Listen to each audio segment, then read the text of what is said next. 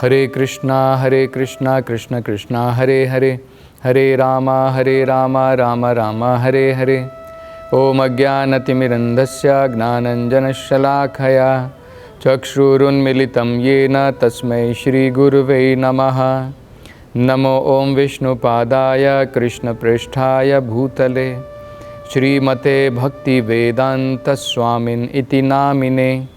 नमस्ते सरस्वते देवे गौरवाणी प्रचारिणे निर्विशेषा शून्यवादी पाश्चात्यदेशतारिणे।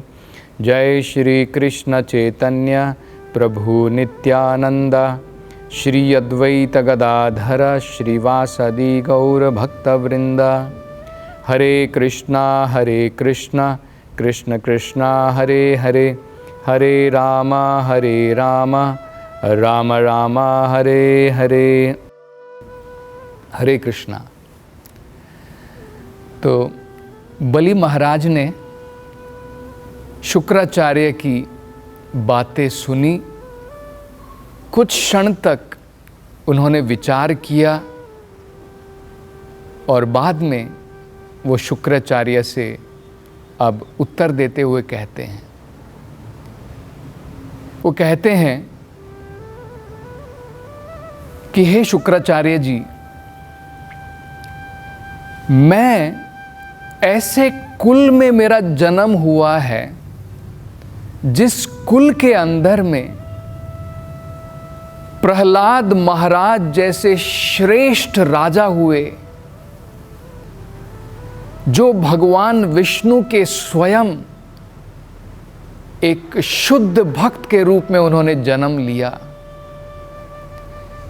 मैं उनका ही पोता हूं। और जैसे बताया जाता है, हम जानते हैं क्षत्रियों के अंदर में जो एरिस्टोक्रेटिक जो फैमिली होती है, जो राजकीय घराने से आते हैं, उनके अनुसार क्या होता है कि प्राण जाए पर वचन ना जाए। जो उन्होंने वचन दिए हैं वे उसे प्राण जाने तक भी पूर्ण करेंगे। उनके प्राण भले चले जाएं, लेकिन जो उन्होंने वचन दिया है उसे वो पूरा करते हैं। तो कहते हैं कि मैंने ऐसे कुल में जन्म लिया है जिसमें श्रेष्ठ भगवान के भक्त हैं। तो भला जो मैंने वचन दिया है एक ब्रह्मचारी को, एक ब्राह्मण को, उसको मैं कैसे झूठा कर सकता हूं? अब उसे मुझे पूर्ण करना ही पड़ेगा। दूसरा वो कहते हैं, वेदों के अंदर में बताया है कि जिस पृथ्वी के ऊपर हम वास करते हैं, उस पृथ्वी के ऊपर अनेकों प्रकार के भार हो सकते हैं। बड़े पहाड़ हैं, बड़े बड़े समुद्र हैं, और उन सब का भार पृथ्वी जो है सहन कर सकती है। लेकिन माता पृथ्वी उन लोगों का भार सहन नहीं कर सकती है जो असत्य वचन देते हैं, जो असत्य का पालन करते हैं, जो सत्य का पालन नहीं करते हैं। मतलब जिनके अंदर में आसुरिक गुण है उस प्रकार से। क्योंकि ब्राह्मणों के अंदर में सत्यम, शौचम, ये सब गुण जो हैं ब्राह्मण के गुण हैं, और असत्यम जो है ये आसुरिक गुण बताया जाता है। तो इनके भार को जो है पृथ्वी सहन नहीं कर सकती है। आगे वो शुक्राचार्य जी से कहते हैं, हे शुक्राचार्य जी, जब व्यक्ति उसकी मृत्यु होती है तो उसने जो भी संपत्ति अर्जित की है उसे यहीं पर छोड़ करके जानी पड़ती है। कुछ भी उसके साथ में जाने वाला तो नहीं है। तो उससे बढ़िया क्या है कि जो संपत्ति हरण होने ही वाली है मृत्यु के समय में, अगर उसका सदुपयोग करके, अगर भगवान विष्णु ने मुझसे जो है, अगर आप कह रहे हैं कि ये स्वयं भगवान विष्णु हैं, तो अगर उसको मैं दान करने के द्वारा अगर मैं उनको संतुष्ट कर सकता हूं तो वो भला है, क्योंकि अंत में मृत्यु के बाद में ये संपत्ति तो मेरी नहीं रह जाएगी। अब ये मेरे हाथ में है, तो मैं अगर इसको दान करके कीर्ति की प्राप्ति कर सकता हूं तो वो बढ़िया है, क्योंकि इसके द्वारा मैं इस ब्रह्मचारी को संतुष्ट कर पाऊंगा। क्योंकि इसने मुझसे जो है यही तो पूछा है कि वो 3 पग भूमि चाहता है। तो अगर 3 पग भूमि के द्वारा वो मेरी सारी संपत्ति भी हरण कर लेता है, जो मृत्यु के समय में हरण होने ही वाली है, अगर मैं इसको प्रदान करके उनको संतुष्ट कर देता हूं तो उनका आशीर्वाद मुझे प्राप्त होगा। तो बहुत बढ़िया प्रकार से जो है बलि महाराज तर्क बताते हैं। और बलि महाराज कहते हैं, हे शुक्राचार्य, तुम मेरे गुरु की पदवी पर हो और तुमने वेदों के अनुसार बताया है कि सब कुछ भगवान विष्णु की संतुष्टि के लिए करना चाहिए। वेदों के अनुसार नते विदु स्वार्थ गतिम ही विष्णु, लोगों को ये पता नहीं है कि हमारा सबसे बढ़िया स्वार्थ भगवान विष्णु की संतुष्टि है। ये वेदों के अंदर में बताया है कि सब कुछ भगवान की संतुष्टि के लिए ही करना चाहिए। तो कहते हैं कि जब वेदों के अनुसार ऐसा है, लेकिन आप चाहते हैं कि ये जो ब्रह्मचारी, आप कह रहे हैं कि ये विष्णु है और ब्रह्मचारी के वेश में आकर के मुझसे कुछ मांगना चाहते हैं और इनकी संतुष्टि के लिए मैं इन्हें प्रदान ना करूं, तो कहते हैं कि ये सही नहीं है। और इसके कारण मुझे माफ करना, आपने जो मुझे आदेश दिया है, आपने जो मुझे विचार प्रकट किए हैं कि मैं अपने वचन को झुठला दूं, अपने वचन को पूरा ना करूं और झूठ बोल करके इस परिस्थिति से बाहर आ जाऊं, तो कहते हैं कि मैं आपकी आज्ञा का पालन नहीं कर पाऊंगा। तो ये बड़ा महत्वपूर्ण है। देखिए, वेदों के अनुसार बताया है गुरु की आज्ञा का पालन ना करना एक बहुत बड़ा अपराध है। लेकिन वेदों के अनुसार क्या बताया है? प्रामाणिक गुरु की आज्ञा का पालन ना करना बड़ा अपराध है। और जो अप्रामाणिक गुरु है, जो सही प्रकार का गुरु नहीं है, हो सकता है कि कुल गुरु क्यों ना हो। कई बार जो है हमारे कुल में हम लोग जो है किसी को गुरु बना लेते हैं, क्योंकि हमारे दादा का गुरु था, हमारे परदादा का गुरु था, उसी कुल में से था, तो उसी कुल में से हम लोग जो हैं उसको सेलेक्ट कर लेते हैं।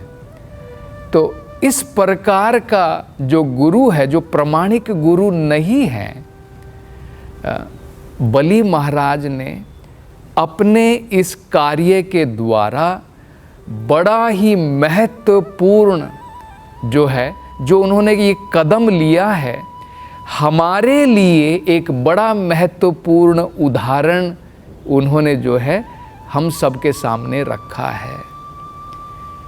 इसके कारण बलि महाराज को महाजन बताया जाता है कि भगवान विष्णु की संतुष्टि के लिए जो गुरु को भी बताना चाहिए, जो शास्त्र भी बताते हैं, क्योंकि गुरु और शास्त्र जो है जैसे पैरेलल लाइन होती है, वो एक दूसरे का खंडन नहीं करते हैं, एक दूसरे के अनुसार ही वो चलते हैं।